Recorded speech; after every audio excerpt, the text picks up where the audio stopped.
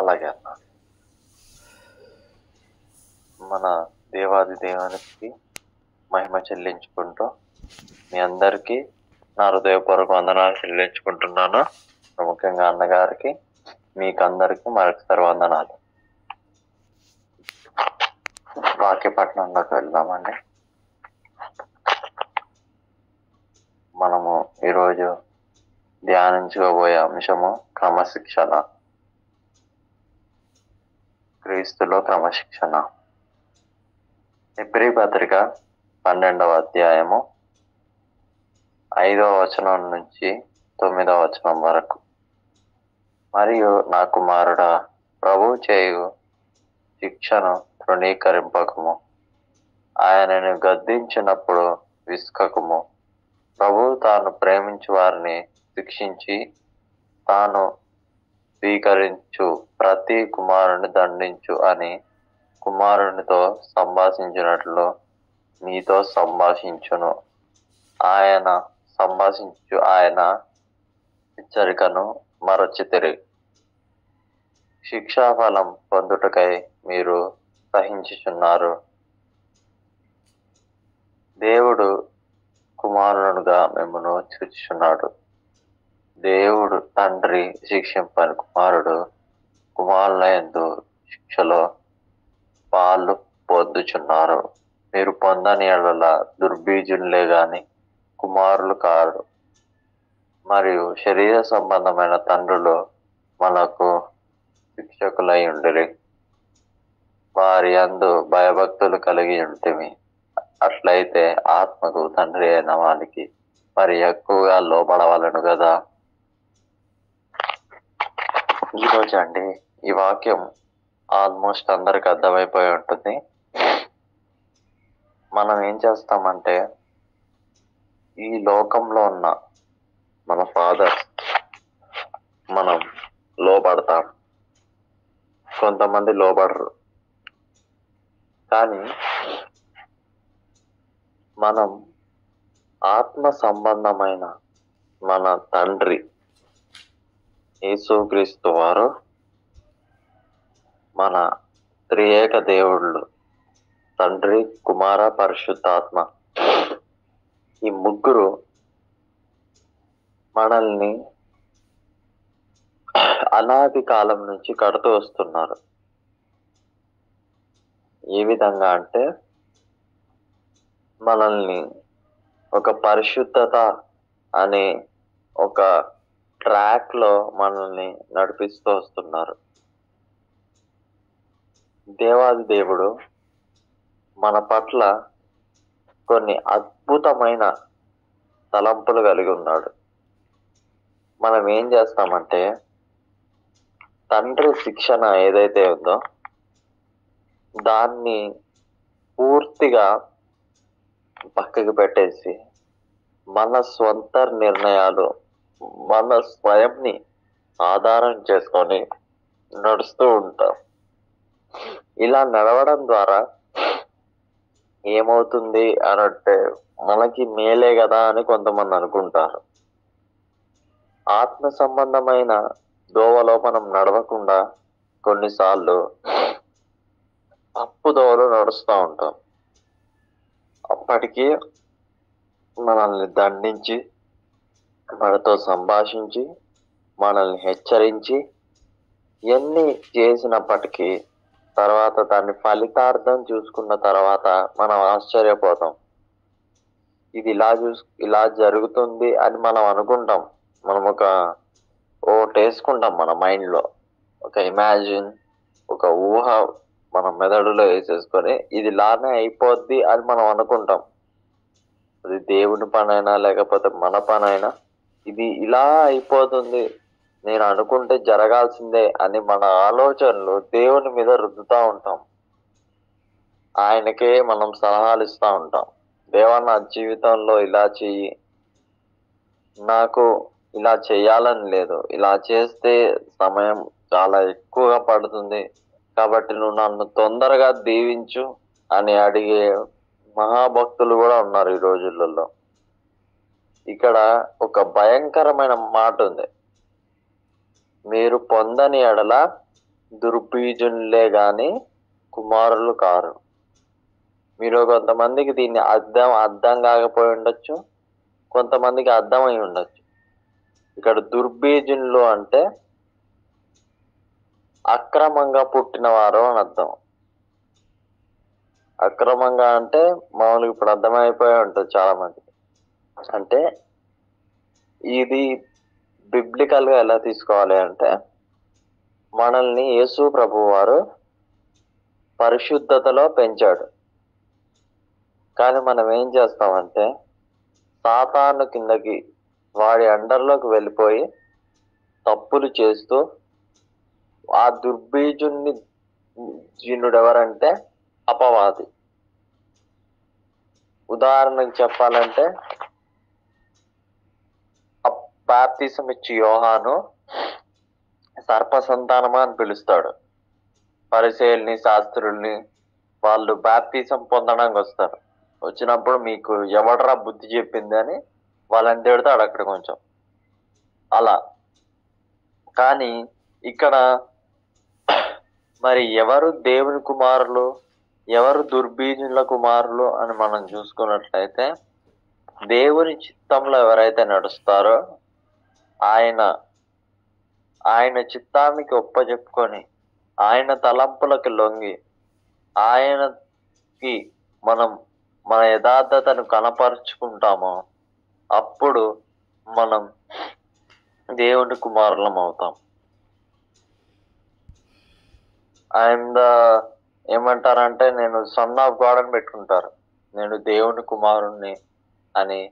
చాలా మంది దేవుడు నన్ను పాపం నుంచి విమోచించాడు కాబట్టి నేను ఇక భయపడాల్సిన అవసరం లేదు, నేనేం చేసినా అది లెక్కకు రాదు అని చాలా మంది అనుకుంటా ఉంటారు.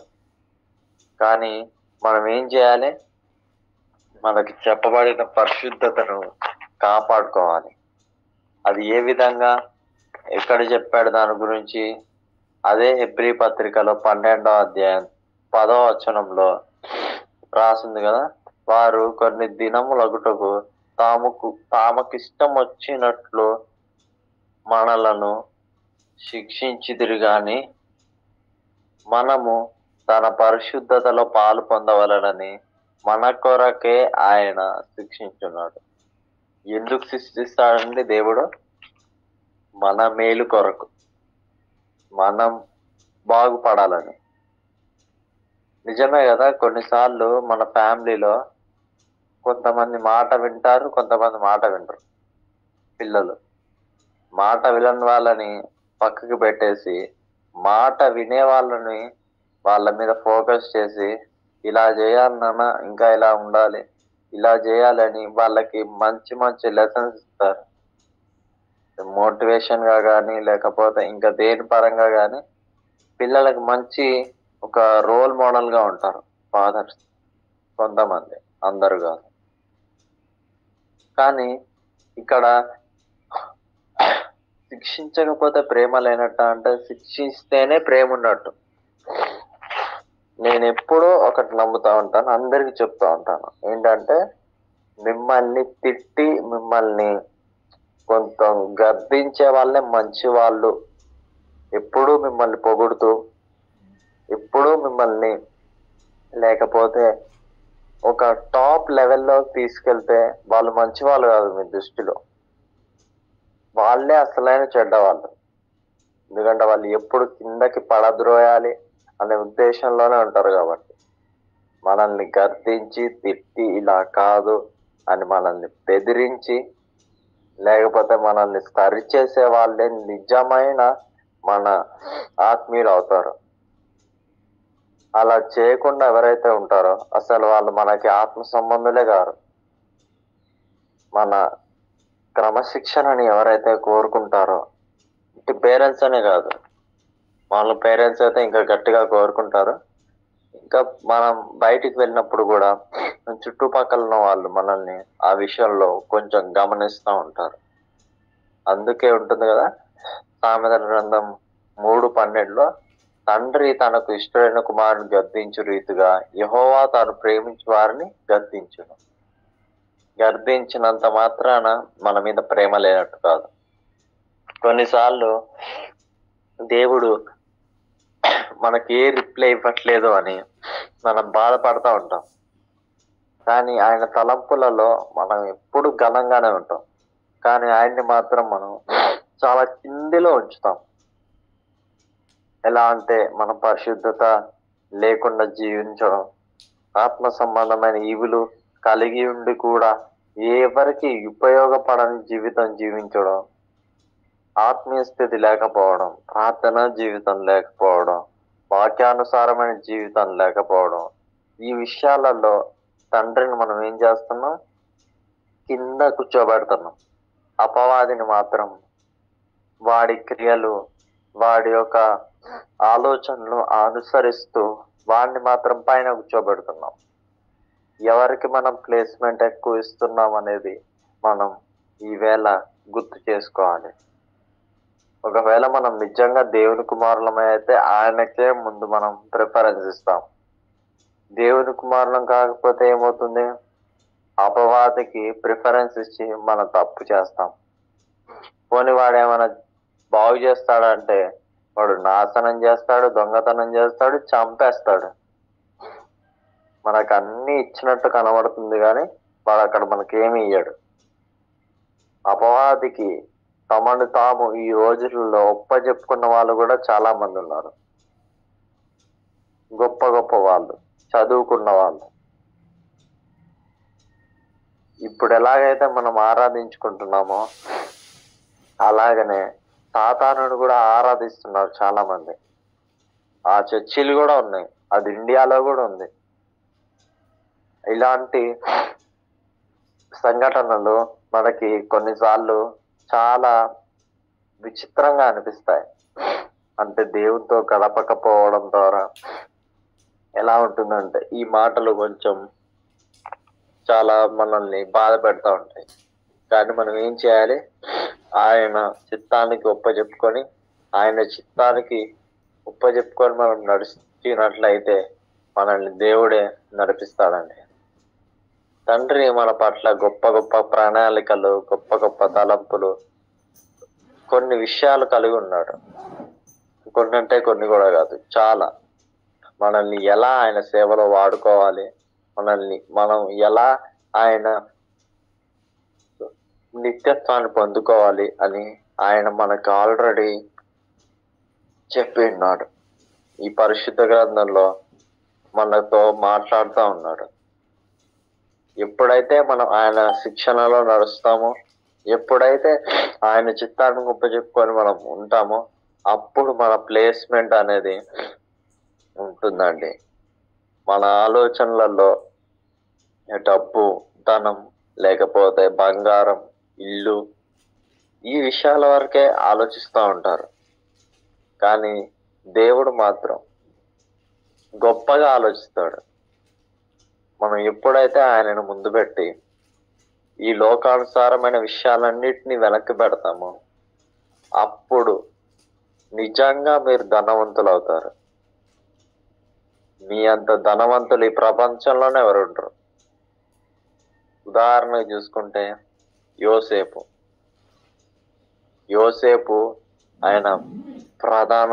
ఆయన ఒక లీడర్, గొప్ప స్థానంలో ఉన్నాడు, అందరిని నడిపించాడు. కొన్ని వేల మందికి తిండి పెట్టే స్థాయిలో ఆయన దగ్గరకు వచ్చి కొనుక్కునే ఆ స్థితిలో అన్నలు కూడా వచ్చి ఆయన దగ్గర ఏ విధంగా అయితే ఆ యొక్క ధాన్యాలు అవి అన్నం కొనుక్కోవడానికి అలా వచ్చారో అలా మిమ్మల్ని ఉంచుతాడు. ఆయనకి భయపడి ఆయన చిత్తానికి ఒప్పజెప్పుకొని అపవాది దుర్బీజులైన కుమారులు కాక తండ్రి కుమారులై మనం నడుచుకోవాలండి. మనం ఎక్కడ తప్పు చేయడానికి వీల్లేదు. ఏ విషయంలో కూడా దేని విషయంలో కూడా మనం తప్పిపోకుండా మనం జాగ్రత్త పడవాలి. చాలా మంది ఎలా ఉంటారంటే, వాళ్ళు పొందుకున్న మేలులు ఏవైతే ఉన్నాయో ఆ మేలులు అన్నీ పొందుకొని తర్వాత తండ్రిని తృణీకరిస్తారు.